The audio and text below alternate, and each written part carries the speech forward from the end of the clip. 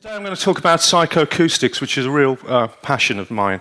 Here, this is analysis by the Leeseman Index. They asked over 100,000 people what they thought of their office, 100,000 people in 50 countries, and you can see that noise is the second biggest cause of dissatisfaction.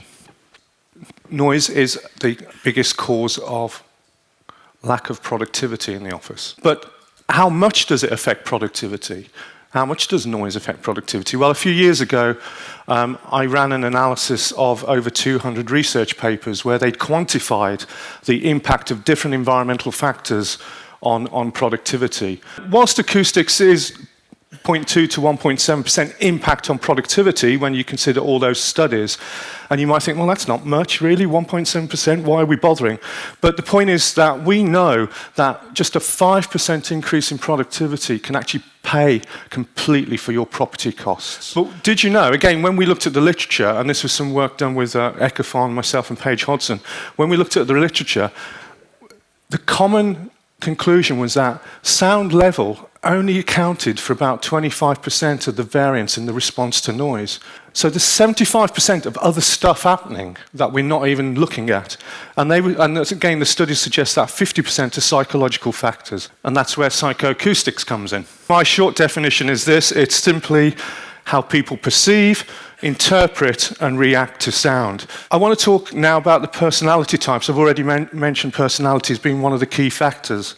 And I'm only going to talk about two of those today, introversion and extroversion. A natural level of arousal, state of arousal. If it's low, you're going to feel lethargic, a bit drowsy, and as a consequence, you're not going to perform well. And if your level of arousal is too high, you're going to be stressed out. And again, your performance is going to degrade because you're just not coping. If you're an extrovert, you have a natural low level of arousal. So you're constantly seeking stimulation. Which means in noisy, buzzy, stimulating environments, you thrive, you love it. Whereas a poor old introvert, they already have a natural high state of arousal. So if you put those in noisy, stimulating environments, they're going to suffer. And I've tried to summarize this, or Paige and I tried to summarize this in a diagram.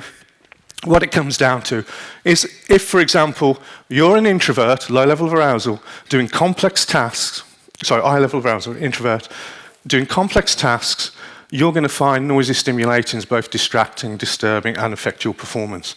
At the other end of the scale, if you're an extrovert, so you're seeking stimulation, and you're doing a boring, simple task, you're going to find quiet environments. Not good for your performance. Okay, slide. But what it means is that we have to understand the makeup of people in the office in order to create the right acoustic environments for them. I'm trying to bring all this together into a model where basically, and we're developing a tool, and the first thing we do is we do that evaluation. So we do all the physical or the acoustic evaluations.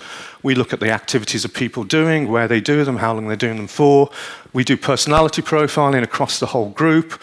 And we also look at background variables, individual factors. We found things like age have a big impact on noise perception. And what that means is that you can then start to think about what work settings do I need, where should they be, how should they be laid out, and should I think about my teams in terms of adjacencies, how they work together, or should I think about teams in terms of what are a high mix of introverts like a finance group versus what's a high mix of extroverts like a sales group, and start to think about how I organise those.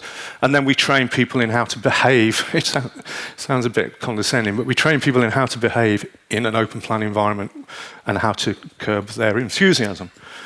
And that allows us to bring in a source of expertise, acousticians, designers and architects to look at the layout, the zoning, and obviously behavioural psychologists to look at how we help people change their behaviour.